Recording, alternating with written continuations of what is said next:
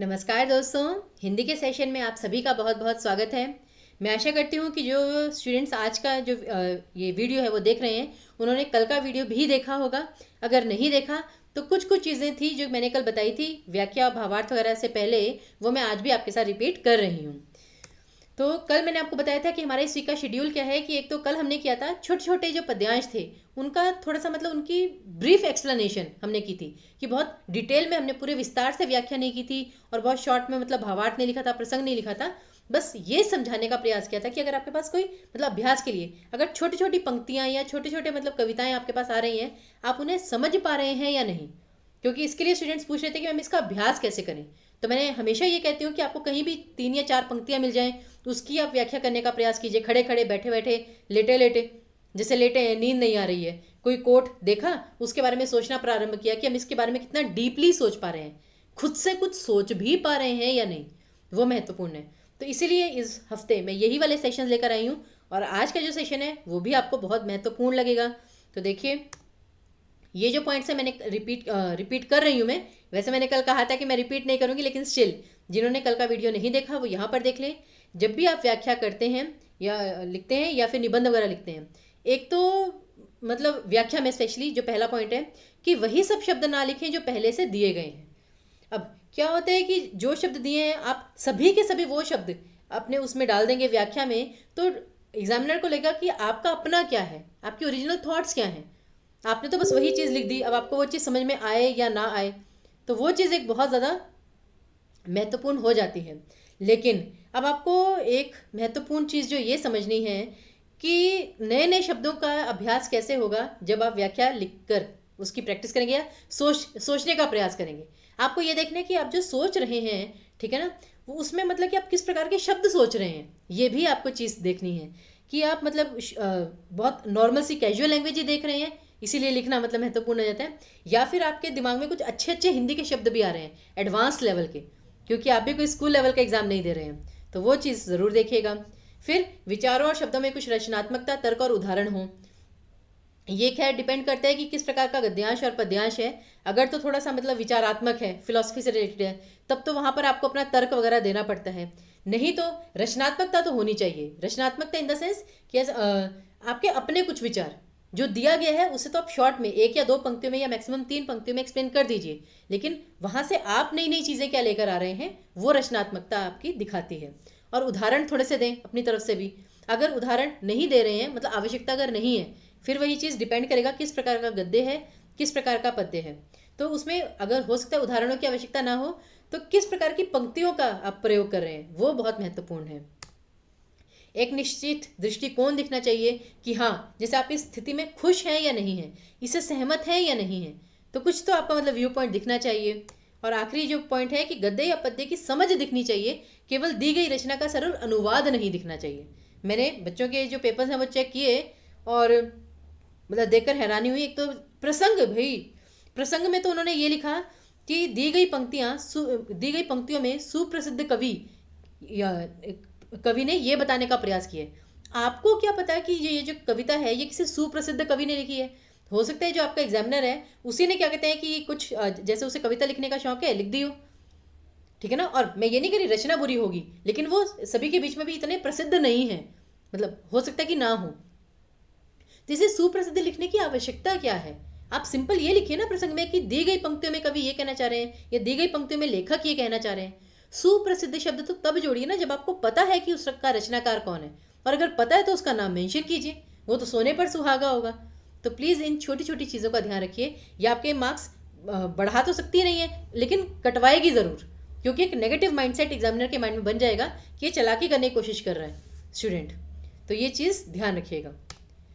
चलिए अब देखिए, ये आपके पास जो ऊपर है 3 पंक्तियां, ये आपका मतलब कि सॉरी 3 भी क्या, 2 पंक्तियां हैं सिर्फ, कि जो लोग अपनी ज़िंदगी से जुड़े फैसले लेने में अनावश्यक देरी करते हैं वे अपनी ज़िंदगी खुद मुश्किल बनाते हैं। द्वंद्व में फंसे रहने वाले लोग प्रतिभावान होने के बावजूद अपनी प्रतिभा की तुलना में कम सफल होते हैं। केवल 2 पंक्तियां हैं और इसका देखिए हम कितनी बड़ी व्याख्या लिख सकते हैं। तो अगर आपके पास 2 पंक्तियों की आप इतनी लंबी व्याख्या लिख सकते हैं, तो अगर आपके पास पूरा का पूरा गद्यांश आ जाए जिसमें 8-10 पंक्तियां हैं, उसके लिए तो फिर आप क्या क्या लिख सकते हैं। तो यही चीज़ है, सोच आप बहुत कुछ सकते हैं लेकिन उसके लिए अभ्यास करना पड़ेगा, अपनी वैचारिक क्षमता को बढ़ाना होगा।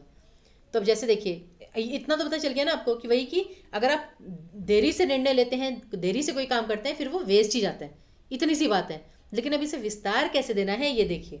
अब इसमें तो मैंने अपने शब्द नहीं जोड़ सकते ना इतनी बड़ी व्याख्या में 2 पंक्तियों से। तब देखिए हमने क्या कहा है।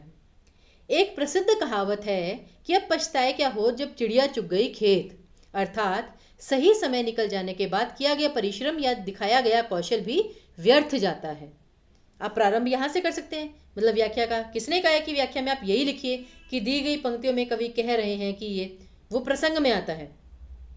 जो व्याख्या है उसकी स्टार्टिंग आप यहाँ से भी कर सकते हैं कि एक प्रसिद्ध कहावत है। अब कहावत हमारी अपनी है, हमें पता है सिचुएशन क्या है, उस अनुसार हमने अपने व्याकरणिक ज्ञान का प्रयोग किया।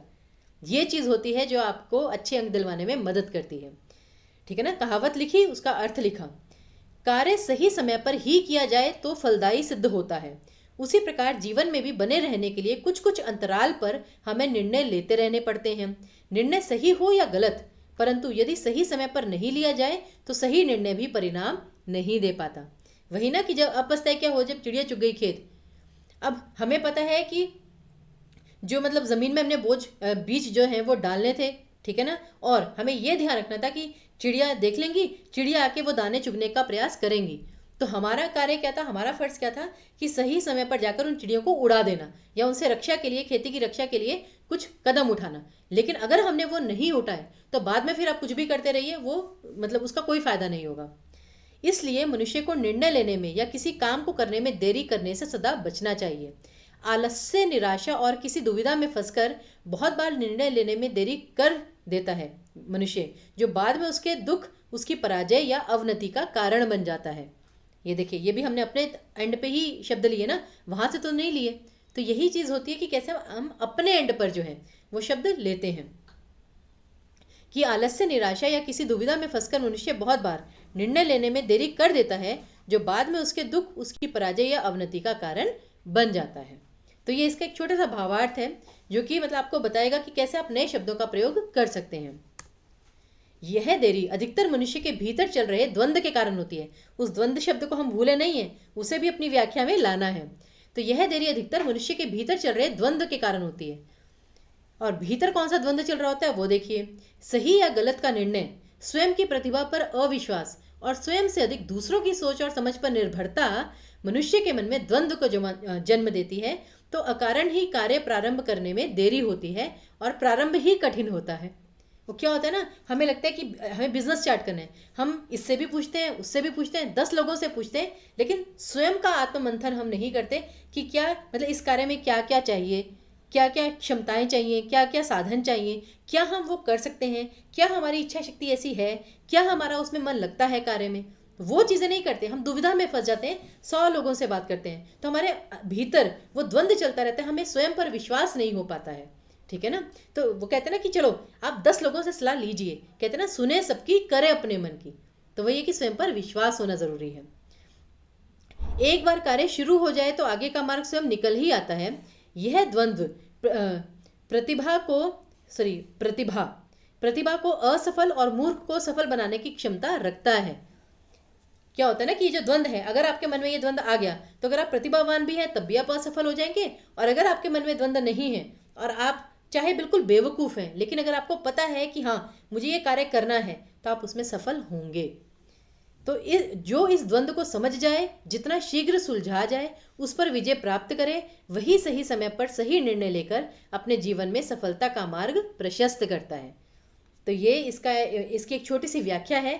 अब इसमें देखिए हमने कितनी सारी चीज़ें इंक्लूड की, हमने कोई भी चीज़ छोड़ी नहीं। वहाँ पे द्वंद्व दिया गया था, वो हमने इंक्लूड किया और अच्छे से फिर डिटेल में समझाया कि ये द्वंद्व होता क्या है, ये एक्चुअल में किस द्वंद्व की बात चल रही है, कि हम लोगों से लड़ रहे हैं, ठीक है ना, अपना काम करवाने के लिए, या फिर हमारे अंदर युद्ध चल रहा है और हमारे अंदर भी किस चीज़ का युद्ध चल रहा है। तो ये सब चीज़ें जो हैं ये आपकी व्याख्या को और प्रभावी बनाती हैं। अगला देखिए, ऊपर की सिर्फ 2 पंक्तियां हैं। सम्मान पाने लायक बनिए, लेकिन सम्मान पाने की चाह मत रखिए, क्योंकि बुरे लोग भी सम्मान के जरिए लोगों को वश में करना जानते हैं। अब जैसे क्योंकि बुरे लोग भी वो होता है ना कि कुछ लोग होते हैं बड़े चापलूस होते हैं, मुंह पर बस आपकी तारीफ करते रहते हैं। और वो तारीफ इसलिए करते हैं, उन्हें पता है कि ये तो मतलब इसकी थोड़ी सी तारीफ करेंगे, थोड़ा सा सम्मान देंगे इसे, और वो सम्मान भी नहीं होता है, वो सिर्फ जैसे कहते हैं ना, वो तो बल्कि अपमान होता है एक तरह से, कि वो आपको बेवकूफ़ समझ रहे हैं। और अगर आप उनकी बातों में आ रहे हैं तो आप मतलब बेशक बेवकूफ़ ही हैं, मूर्ख ही हैं। तो इसलिए जो लोग हैं वो तो आपकी फालतू में तारीफ कर कर आपको अपने वश में करना ही चाहेंगे, आपसे अपना काम निकलवाना चाहेंगे, लेकिन आपको सम्मान पाने लायक बनना है, आपको प्रतिभावान बनना है, आपको सम्मान पाने की चाह नहीं रखनी है। सम्मान जो है, ठीक है ना, वो छीना नहीं जाता, वो अर्जित किया जाता है। तो अब देखिए, इस केवल इन दो छोटी सी पंक्तियों की व्याख्या हम कैसे कर रहे हैं, कितनी सारी, कि जीवन में सम्मान हर कोई प्राप्त करना चाहता है निसंदेह। यह बहुत आवश्यक भी है, क्योंकि धन छिन जाए तो वापस कमाया जा सकता है, परंतु मान ना मिले या खो जाए तो पहले तो उसे प्राप्त करना और बाद में उसे संभाल कर रखना अत्यंत कठिन होता है।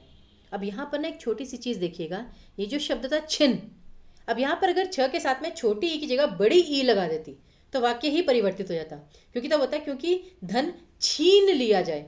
छीनना क्या होता है, जो दूसरा कोई करता है, ठीक है ना, और छिन जाना कि जो स्वयं हो गया, मतलब तो धन, और इसमें अकर्मक सकर्मक क्रिया हो गई कि धन छिन गया, तो ये आपकी बेसिकली अकर्मक क्रिया है कि धन धन छिन गया, लेकिन धन को छीन लिया वो सकर्मक क्रिया हो गई। ये एक थोड़ा सा अंतर आ जाता है, वर्तनी का ये प्रभाव होता है। साधारण मनुष्य में भी सम्मान पाने की आकांक्षा होती है। जहां मान ना मिले, मनुष्य को शीघ्र ही उसका कारण जानना चाहिए, और यदि उसका कारण उसकी स्वयं की भूल या त्रुटि है तो उसे सुधारने का हर संभव प्रयास करना चाहिए। अब देखिए, कहते हैं ना कि हमने जो यहाँ पर लिखा है कि जो सम्मान है वो सबसे मूल्यवान वस्तु है, क्योंकि अगर आपकी जो धन संपत्ति है वो खो जाए तब भी आपको दोबारा मिल सकती है, लेकिन कहते हैं ना, अगर एक बार इज्जत चली जाए वो दोबारा लौट कर नहीं आती, और उस रूप में तो बिल्कुल नहीं आती है। तो इसलिए जहां मान ना मिले, अगर आपको कहीं पे इज्जत नहीं मिल रही, आपको उनको नहीं बताना कि मुझे इज्जत चाहिए, इज्जत चाहिए। आपको पता है कि आपको इज्जत चाहिए, तो आपको देखना होगा कि कहाँ कमी रह रही है। अगर आपको इज्जत नहीं मिल रही है तो उसके पीछे कारण क्या है, तो मनुष्य को शीघ्र ही उसका कारण जानना चाहिए। और यदि उसका, और याद रखिए यहाँ पे प्रसिद्धि की बात नहीं हो रही, सम्मान की बात हो रही है। सम्मान मतलब आपको इज्जत मिलना, और प्रसिद्धि मतलब रेपुटेशन। रेपुटेशन में और रिस्पेक्ट में अंतर है, यहाँ पर आपको वो चीज़ समझनी है। तो उसका कारण जानना चाहिए, और पहले तो मनुष्य कारण जानेगा, और यदि उसका कारण उसके स्वयं की भूल या त्रुटि है तो उसे सुधारने का हर संभव प्रयास करना चाहिए। अगर मनुष्य को लगता है कि हाँ, हम में ही कमी रह गई थी, हमने कुछ गलत काम किया या कोई काम नहीं किया जिसके कारण हमें इज्जत नहीं मिली, तो इंसान को वो चीज़ करनी चाहिए, सुधारना चाहिए। परंतु यदि उसका कारण दूसरों का दुर्व्यवहार, उद्दंडता और अहंकार है, तो मनुष्य को शीघ्र ही उस स्थान से स्वयं को दूर कर लेना चाहिए, उन व्यक्तियों से। तो लेकिन अगर आपको लगता है कि आपने बिल्कुल सही किया, सामने वाले मनुष्य ने गलत किया है, तब आपको ये करना चाहिए कि फिर उनसे थोड़ी सी दूरी बना लेनी चाहिए, क्योंकि वो चीज़ फिर वो लोग समझ नहीं पाएंगे, क्योंकि वही दुर्व्यवहार कर रहे हैं। तो ये चीज़ है, क्योंकि ऐसा स्थान काजल की कोठरी के समान है, जहाँ केवल दाग या अपमान ही मिलता है। परंतु सम्मान मनुष्य को तभी मिलता है जब उसका व्यवहार उचित हो, उसमें सद्भाव हो, वह प्रतिभाशाली और कुशल हो। इसका अर्थ है कि समाज में, और उससे भी महत्वपूर्ण स्वयं की दृष्टि में, सम्मान पाने हेतु मनुष्य को स्वयं को उसके लायक बनाना पड़ता है। ठीक है ना, कि समाज में तो आपको सम्मान मिले या ना मिले, पहले आपको खुद की दृष्टि में सम्मान होना चाहिए। जैसे कहते हैं ना, दूसरे आपको तब सम्मान देते हैं जब आप स्वयं का सम्मान करते हैं। आपको पता होना चाहिए कि आपने सही किया है, और उस पर अडिग रहना चाहिए। सम्मान एक अमृत कलश के समान है। ये देखिए, अमृत कलश जैसे जो मनुष्य के मृत्युपरांत भी उसे जीवित रखता है। अब अमृत कलश क्यों है? अमृत क्या होता है? जो इंसान को कभी भी मरने नहीं देता। लेकिन मनुष्य जो है, उसका शरीर तो नश्वर है, मनुष्य को तो एक दिन मृत्यु को प्राप्त होना ही होना है, तो वो बाद में भी जीवित कैसे रहता है? अपने अच्छे कर्मों के द्वारा। तो इसलिए सम्मान एक अमृत कलश के समान है, जो मनुष्य के मृत्युपरांत भी उसे जीवित रखता है, उसमें आत्मविश्वास जगाता है और समाज में स्वीकृति भी दिलाता है। यही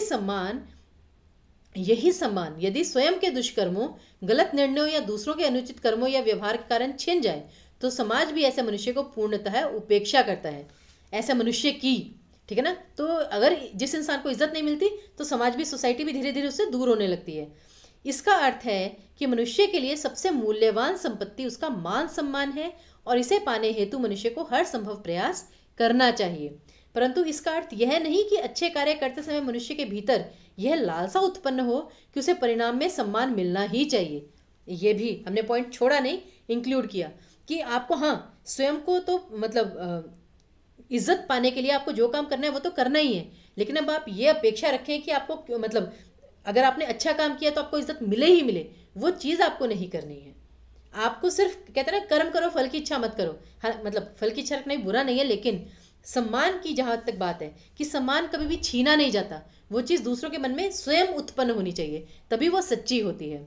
तो इसलिए इसका अर्थ यह नहीं कि अच्छे कार्य करते समय मनुष्य के भीतर यह लालसा उत्पन्न हो कि उसे परिणाम में सम्मान मिलना ही चाहिए। यदि सम्मान कर्मों द्वारा अर्जित हो तो बहुमूल्य होता है, और यदि झूठे सम्मान हेतु आपको जी हजूरी करनी पड़े, गलत मार्ग चुनना पड़े या अपना स्तर निम्न करना पड़े, तो ऐसा सम्मान पूर्णतः व्यर्थ होता है।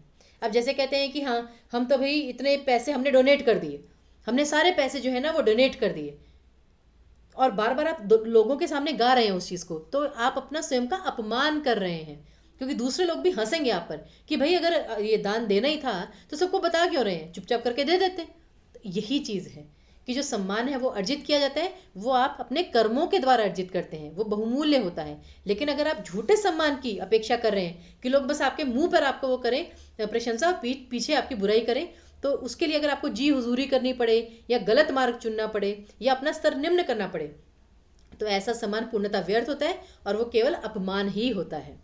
तो ये इसकी छोटी सी व्याख्या थी। और देखा आपने कि मतलब उन दो पंक्तियों में हमने कितनी नई नई चीज़ें जोड़ दी कि वो अमृत कलश के समान है, एक उदाहरण वगैरह दिया और वो कैसे है उसका तर्क दिया, उदाहरण दिया, विस्तार से समझाया उसे। यही चीज़ें आपको व्याख्या में करनी होती हैं, क्योंकि ऐसी स्थिति में बुरे लोग आपकी प्रशंसा तभी करते हैं जब उन्हें निजी स्वार्थ साधना हो। ऐसा सम्मान अपमान से भी निम्न होता है। लोग आपकी झूठी प्रशंसा के द्वारा आपको अपने वश में कर लेते हैं, आपके हितैषी बनने का स्वांग रचते हैं, परंतु वे कभी आपके अपने नहीं होते और ना ही बुरे समय में कभी आपका साथ देते हैं। ऐसे मनुष्य विष से भरे कलश के समान हैं, जिनके मुख पर थोड़ा सा दूध लगा है, कि वो दिखा बस ये रहे हैं कि हमें दूध भरा है, लेकिन वो विष से भरे कलश के समान है। वे अपनी स्वार्थ सिद्धि के लिए आपको सम्मान देंगे और पीठ पीछे केवल आपका उपहास बनाएंगे। सामने अपमान करने वाले ऐसे लोगों से कई गुना अधिक श्रेष्ठ होते हैं। जो सामने से आपकी अच्छाई करें और पीछे बुराई करें, उससे बेहतर तो वो लोग हैं जो सामने से आपकी बुराई करें, क्योंकि वो पीछे से वार नहीं करता और अपना वास्तविक स्वरूप नहीं छिपाता। इसलिए सम्मान पाने के लिए हर संभव प्रयास कीजिए, उसे लक्ष्य बनाकर जीने का प्रयास कीजिए, परंतु उसे स्वार्थ या लोभ बनाकर आप केवल अनुचित मार्ग पर ही अग्रसर होंगे, जो समय के साथ आपके पतन को सुनिश्चित करता है। तो देखिए कि वो केवल दो छोटी सी जो पंक्तियां थी, उसे मतलब हमने क्या क्या बना दिया। एक तरफ अमृत कलश, एक तरफ विष से भरा कलश, मतलब क्या क्या चीज़ें हमने इसमें इंक्लूड नहीं की। तो ये होती है रचनात्मकता, आपकी अपनी थॉट्स, आपके अपने विचार, दृष्टिकोण। तो इसी प्रकार आपको अभ्यास करना है। चलिए अब तीसरे उस पर आते हैं गद्यांश पर, कि दुनिया बहुत तेज़ी से बदलने लगी है, इसके साथ चलने के लिए आपको भी समय के अनुसार चलने की कोशिश करनी चाहिए। अगर आप दुनिया के साथ चलने की कोशिश नहीं करेंगे तो ज़िंदगी आपके लिए मुश्किल होती चली जाएगी। ये केवल 3 पंक्तियां हैं। अब इसको देखिए हम कितने, मतलब 2 पंक्तियां, चलिए तो उसको हम कितना डिटेल में एक्सप्लेन करते हैं वो देखिए। और पहले कोशिश कीजिएगा कि पॉज करके सोचिए कि आप क्या क्या लिख सकते हैं, क्योंकि सुनने में तो आपको लगेगा कि अरे ये तो बहुत सरल सा विषय है, इस पर तुम पता नहीं क्या क्या लिख दें, लेकिन जब लिखने जाते हैं ना तब कुछ शब्द नहीं मिलते हैं। तो देखिए क्या लिखा है हमने। समय एक बहती नदी के समान है जो सदैव किसी न किसी मार्ग से होकर आगे बढ़ती ही रहती है। मनुष्य ऐसी नदी का एक यात्री है। यदि वह किसी स्थान पर रुक जाए तो भी नदी नहीं रुकती है, और यदि मनुष्य नदी के मध्य, सॉरी ये मशी नहीं है, मध्य है, नदी के मध्य मतलब नदी के बीचों बीच एक ही स्थान पर अधिक समय तक रुका रहे तो वह उसी में डूब जाएगा। सामाजिक जीवन में भी मनुष्य को यह बात सदैव याद रखनी चाहिए। तब देखिए क्या होता है ना, पहले हम प्लेटफॉर्म तैयार करते हैं, आधार बनाते हैं। तो हमने क्या है कि जैसे दुनिया तेजी से बदल रही है, मतलब समय तेजी से बदल रहा है, तो सबसे पहले हमने समय का उदाहरण दिया एक नदी के समान मानकर, उसको 2-3 पंक्ति में एक्सप्लेन किया। फिर हमने किया कि दुनिया मतलब हमारा जो सामाजिक जीवन है, कि सामाजिक जीवन में भी मनुष्य को ये बात सदैव याद रखनी चाहिए। दुनिया बहुत तेजी से बदल रही है, लोगों का व्यवहार, काम करने के तरीके, दिनचर्या, संस्कृति और सभ्यता सभी में तेजी से परिवर्तन आता रहता है। परिवर्तन का यह चक्र कभी नहीं रुकता और जो व्यक्ति इसकी गति और दिशा के साथ नहीं चलता वह इस चक्र रूपी अस्त्र का शिकार भी बन सकता है। तो देखिए कौन कौन से रूपक अलंकार हम प्रयोग में ला रहे हैं। उसे निरंतर कठिनाइयों और चुनौतियों का सामना करना पड़ेगा, मतलब मनुष्य को, जिसका यदि वह सामना नहीं कर पाया तो उसका अस्तित्व नष्ट हो जाएगा। कुछ लोग आज भी रूढ़िवादी सोच रखते हैं और उसकी आड़ में या तो लोगों का शोषण कर उन्हें अपने अधिकार में रखना चाहते हैं या फिर मिथ्याभिमान में स्वयं के साथ साथ स्वयं से जुड़े लोगों का भी अहित करते हैं। अब जैसे पर्दा प्रथा थी या सती प्रथा थी, ठीक है ना, तो लोग वही कह रहे थे कि हम तो ये करके ही रहेंगे, क्योंकि लोग उन पर, मतलब कि जैसे बाकी उसमें भी देखा होगा आपने संस्कृतियों में कि लोग कुछ रूढ़िवादी सोचों को आज भी लेकर चल रहे हैं, क्योंकि उन्हें लगता है कि अगर ये चीज़ें हट गई ना तो लोग हमें महत्व नहीं देंगे, हमारा तो धंधा ही खत्म हो जाएगा। तो ये चीज़ होती है। तो ये जो मिथ्याभिमान है कि अगर ये चीज़ समाप्त हो गई तो हमारी कोई इज्जत नहीं रह जाएगी, हम तो बेकार हो जाएंगे, तो वो सब चीज़ नहीं होनी चाहिए। जो लोग नया ज्ञान या नई तकनीक नहीं सीखते या सीखने का प्रयास करते वे आधुनिक सोच रखने वालों से सामाजिक, आर्थिक और व्यक्तिगत तीनों ही प्रकार के जीवन में बहुत पीछे रह जाते हैं और कभी सफलता प्राप्त नहीं कर पाते। ऐसे लोग असक्षम ही रह जाते हैं और कभी जीवन पथ पर उन्नति के मार्ग पर अग्रसर नहीं हो पाते। परिवर्तन को अपनाने का अर्थ यह है कदापि नहीं, ये चीज़ बहुत महत्वपूर्ण है कि परिवर्तन को अपनाने का अर्थ यह है कदापि नहीं कि उसकी अच्छी और बुरी हर बात को अपना लिया जाए। देखिए समय बदलता है, लेकिन इसका मतलब ये नहीं है कि हमें समय के साथ पूर्णतः बदल जाना है या जो बदलाव हो रहे हैं हमें सभी को अपनाना है, परंतु अच्छी बातें, सुधार और समय की मांग के अनुसार हो रहे परिवर्तनों को अवश्य अपनाना चाहिए, जिससे मनुष्य हर दौड़ के लिए सक्षम बना रहे और जीवन में आने वाली हर चुनौती और प्रतियोगिता के लिए सदैव तत्पर रहे। कि ऐसा नहीं कि परिवर्तन आ रहा है तो हमें, मतलब बदलती दुनिया है तो हमें हर बदलाव को अपनाना है, हमें हर बदलाव को नहीं, जो अच्छे बदलाव हो रहे हैं, जो नए नए नवीनता में जो अच्छी चीज़ें हैं, हमें केवल उन्हें अपनाना है। तो आपने वो वाला पॉइंट भी मिस नहीं किया। तो ये चीज़ें जो होती हैं कि मतलब कुछ की पॉइंट्स वो आपको मिस नहीं करने होते, आपको अपना दृष्टिकोण समझाना होता है, अपनी सकारात्मकता दिखानी होती है। और आज की अंतिम, मतलब कि गद्यांश की व्याख्या, और गद्यांश क्या, केवल एक पंक्ति, और उस एक पंक्ति में देखिए हम कितनी ज़्यादा व्याख्या कर देंगे। तो आप सोचिए अगर एक पंक्ति कितनी व्याख्या हो सकती है तो मतलब पूरी कविता की या गद्यांश की तो कितनी ही हो सकती है। तो पंक्ति क्या है, सीमित सोच वाले लोगों से दोस्ती करने वालों की सोच भी सीमित हो जाती है। वही मैं स्टूडेंट्स को बार बार कहती हूँ कि जो कोटेशंस भी हैं, मैं कहती हूँ कोटेशंस पढ़िए अंग्रेजी में, हिंदी में, उन्हें ही सोचने का प्रयास कीजिए कि उसके बारे में हम कितना सोच सकते हैं, क्या क्या सोच सकते हैं, तभी आपकी सोच जो है वो विस्तृत होगी, ठीक है ना। तब ये देखिए इसका क्या है, बहुत प्रसिद्ध कहावत है कि खरबूजे को देखकर खरबूजा रंग बदलता है। फिर वही हमने मुहावरे लोकोक्ति से प्रारंभ किया। अगर कोई आपको लगता है संबंधित चीज़ है उसका प्रयोग अवश्य कीजिए, अर्थात संगति का असर अवश्य पड़ता है। किसी एक व्यक्ति को देखकर उसके साथ रहने वाला व्यक्ति भी वैसा ही बर्ताव करने लगता है, क्योंकि वही है ना कि सीमित ये सोच वाले लोगों से दोस्ती करने वालों की सोच भी सीमित हो जाती है, वही चीज़। इसीलिए कहा जाता है कि सदैव अच्छी संगति में रहें, प्रगतिशील और सकारात्मक सोच रखने वालों के साथ समय व्यतीत करें, उन्हें अपना मित्र बनाएं। ऐसे लोग इत्र की भांति होते हैं, इत्र अर्थात परफ्यूम, जो किसी ना किसी प्रकार आपके जीवन को कम या ज़्यादा परंतु सुगंधित अवश्य करते हैं। मतलब आपको अच्छे भाव जरूर देते हैं, आपको प्रेरणा अवश्य देते हैं। उनके विचार और कर्म आपको भी सही दिशा की ओर अग्रसर करते हैं, आपको सदैव सही सलाह देने का प्रयास करते हैं, हर परिस्थिति में प्रेरित करते हैं और बुरे समय भी आपका साथ नहीं छोड़ते, अपितु आपको धैर्य देकर आपके खोए आत्मविश्वास को पुनः प्राप्त करने में आपकी सहायता करते हैं। और इसका मतलब ये नहीं कि वो लोग हमेशा आपके पास रहते हैं, चाहे वो बहुत दूर हों, लेकिन क्या होता है ना कि उन्होंने कभी आपको बहुत अच्छी अच्छी बातें बताई होंगी, तो 4 साल बाद भी आपको उनकी बातें याद हैं कि हाँ उस व्यक्ति ने हमें ये चीज़ें बताई थी, आज हमें उनका महत्व पता चल रहा है। तो ऐसा नहीं कि उसने ज्ञान दिया और वो अभी अप्लाई भी हो गया। ये होता है कि अच्छे लोग आपसे ज़िंदगी में कभी भी मिले, उनका जो मतलब कि उनकी जो महक है, उनकी सुगंध, उनके जो अच्छी चीज़ें हैं वो आपके जीवन भर आपके साथ चलती हैं। ऐसे लोग सूर्य की भांति होते हैं, उदाहरण देखिए, ऐसे लोग सूर्य की भांति होते हैं जो रात में भी अपना प्रकाश चंद्रमा के माध्यम से अप्रत्यक्ष रूप से दूसरों को प्रदान करते हैं। वो कहते हैं ना चंद्रमा की अपनी रोशनी नहीं है, वो तो सूर्य से रोशनी ग्रहण करते हैं। तो इसलिए कौन कहते हैं कि सूरज डूब गया, सूरज तो कभी डूबता ही नहीं है। ठीक है ना। वो तो हमेशा रहता है, वो तो सिर्फ पृथ्वी की जो गति है, दिशा है, वो बदल जाती है।